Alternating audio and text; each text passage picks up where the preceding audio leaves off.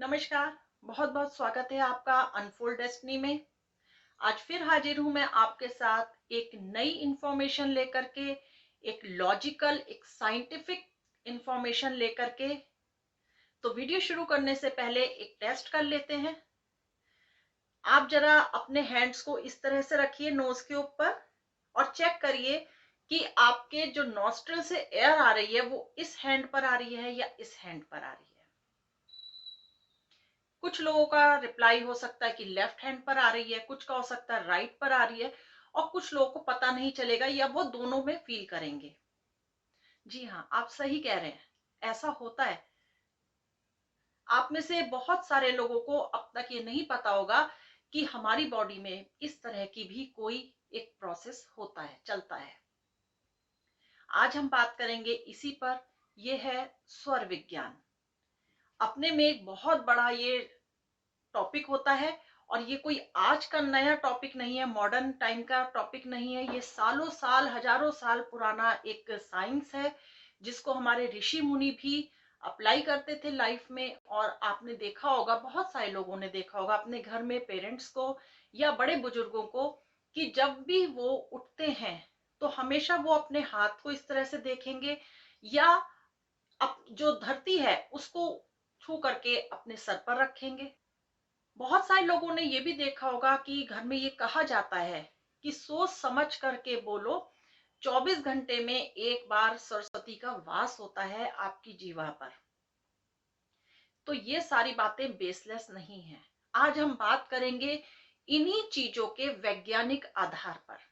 क्या ये चीजें वाकई एग्जिस्ट करती हैं, या ये एक नॉलेज की कमी की वजह से प्रचलित मिथ हैं। तो अगर आपने अभी तक चैनल को सब्सक्राइब नहीं करा है, आप चैनल पर नए हैं, तो प्लीज चैनल को सब्सक्राइब कर लीजिए, नोटिफिकेशन बटन ऑन कर लीजिएगा, जिससे आने वाले हर वीडियो का नोटिफिकेशन आपको टाइम पर मिले और आपके संग मैं अपनी नई इंफॉर्मेशन शेयर कर पाऊं। आज हम बात कर रहे हैं स्वर विज्ञान की। हमारे शरीर में 72,000 नाड़ियां होती हैं, जिनमें से 3 नाड़ियां जो हैं वो मेन होती हैं, ईड़ा, पिंगला और सुषुम्ना। आप देख सकते हैं स्क्रीन पर। ईड़ा जो है वो हमारी लेफ्ट साइड का जो नॉस्ट्रिल है, उसमें जो स्वर चल रहा होता है, जो उसमें वायु का, जो एयर का फ्लो चल रहा होता है, यहां पर हमारी ईड़ा स्वर जो है वो हमारा जागृत रहता है। राइट साइड में पिंगला, और अगर दोनों नॉस्ट्रिल एक्टिव होते हैं तो उसको हम कहते हैं सुषुम्ना नाड़ी। इसको हम चंद्र नाड़ी, लेफ्ट साइड को हम चंद्र नाड़ी भी कहते हैं। ये थोड़ा सा कूलिंग इफेक्ट होता है इसमें। राइट साइड वाली को हम सूर्य नाड़ी कहते हैं, वो थोड़ा सा गर्म इफेक्ट होता है उसका। और सुषुम्ना जो है, उसको हम, सुषुम्ना नाड़ी जो है उसको हम अध्यात्म के लिए यूज करते हैं। जिस समय हमें मेडिटेशन करना होगा, यही वो नाड़ी है जिस समय, और ये पूरे दिन में चलेगी 1 से 2 मिनट। तो जिस समय ये नाड़ी चल रही होती है, उस समय आपका जो कनेक्शन है वो डिवाइन से डायरेक्टली कनेक्शन आपका हो रहा होता है। इसीलिए कहते हैं कि इस समय के टाइम, जिस समय दोनों आपकी नाड़ियां चल रही हैं, दोनों नॉस्ट्रिल आपके चल रहे हैं, अगर उस समय आप कोई भी ध्यान, कोई विश, कोई आप मेडिटेशन करते हैं, तो उसका सीधा इफेक्ट आपकी बॉडी पर आता है। और इसी समय हमें गलत बोलने से बचना होता है। जो, अब ये बात क्लियर हुई होगी आपको, कि जो बड़े लोग कहते हैं कि दिन में एक बार हमारी जीवा पर सरस्वती का वास होता है, वो यही चीज है। जिस समय आपकी सुषुम्ना नाड़ी चल रही होगी, अगर आपने उस समय कोई बात बोली है तो वो बात आपकी पूरी हो जाती है। जो लेफ्ट नाड़ी है, या जो चंद्र स्वर है, चंद्र स्वर और सूर्य स्वर, इसके बारे में अब हम बात करेंगे। चंद्र स्वर हो गया हमारा लेफ्ट साइड का, सूर्य स्वर हो गया हमारा राइट साइड। तो बात करते हैं कि इन स्वर को यूज करके आप अपने लाइफ में आने वाली स्ट्रगल्स से कैसे बच सकते हैं। अपने काम में आपके कोई अड़चन ना आए, आप किसी काम के लिए घर से निकल रहे हैं, उस काम में डिले ना हो, उससे कैसे बच सकते हैं। आपको किसी से अपना दिया हुआ पैसा वापस लेना है, आप उसको कैसे ले सकते हैं। किसी से अपनी बात मनवानी है, वो आप कैसे कर सकते हैं। आज हम चर्चा करेंगे छोटी छोटी इन्हीं दिनचर्या में जो हम लोग प्रॉब्लम्स फेस करते हैं उनके बारे में बात करते हैं। सुबह उठने से, जिस समय आप सुबह उठते हैं तो आप चेक करिए कि आपका कौन सा स्वर चल रहा है। आपका जो भी स्वर चल रहा होगा, आप अपना सबसे पहले वही पैर जमीन पर रखेंगे और दूसरे पैर को थोड़ा सा प्रेस करके आप रखेंगे।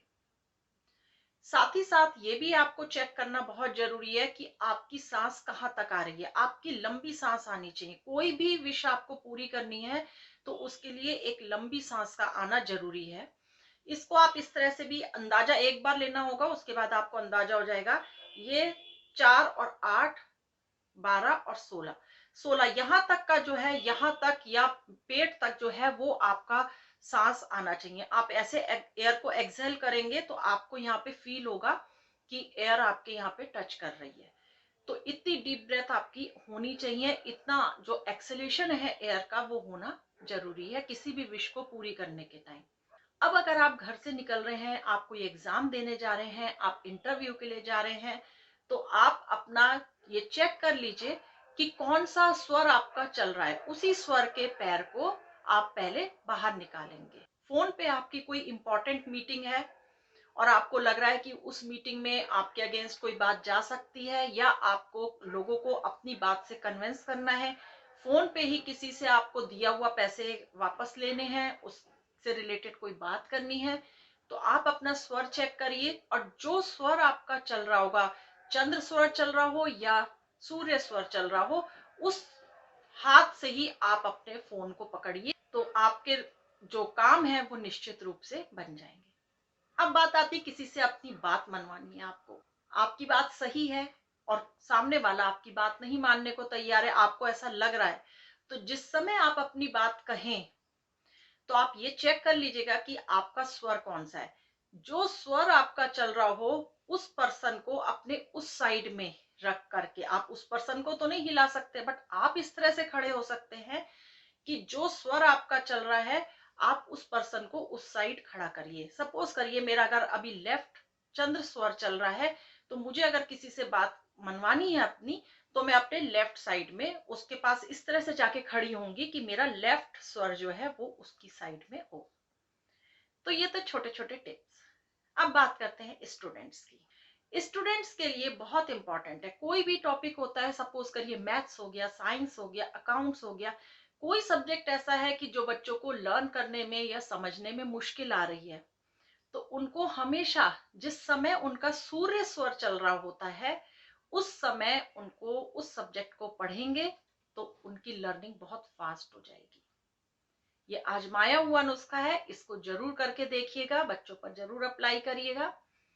रात में जब आप सोते हैं तो कोशिश करिए कि रात में जब आप सोएंगे तो आपका जो राइट शोल्डर है वो छत की तरफ होना चाहिए और लेफ्ट शोल्डर बेड के टच में होना चाहिए। इससे आपका जो सूर्य स्वर है वो एक्टिव हो जाएगा और सूर्य स्वर को अगर आपने रात भर एक्टिव कर लिया तो आपको कभी भी इंडाइजेशन की, गैस्ट्रिक, आर्थराइटिस, ये सारी प्रॉब्लम्स आपको नहीं होंगी। तो इन जो छोटी छोटे आपको मैंने ट्रिक्स बताए हैं इनको आजमाइए। वैसे अपने में एक बहुत बड़ी साइंस है, कभी आगे देखते हैं, हम इस पर एक कोर्स लेकर के भी आएंगे, लेकिन अभी आप अपनी दिनचर्या में इन टिप्स को यूज करेंगे तो आपके लिए काफी यूजफुल रहने वाला है। इजाजत दीजिए, फिर मिलते हैं आपसे नए टॉपिक पर नई वीडियो में।